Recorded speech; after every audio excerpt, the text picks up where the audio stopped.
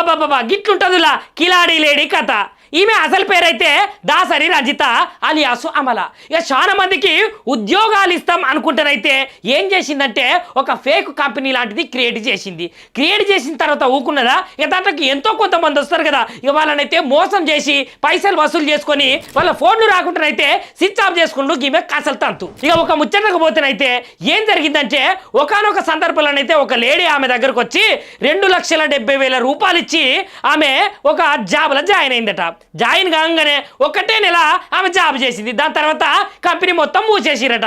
ఏంది ఇట్లా మూసేసిర్రు అని ఆమె అడుగుడుతోటి ఈమె మెసేజ్ చేయగానే ఆమె మెసేజ్లకు రిప్లై ఇస్తలేదట.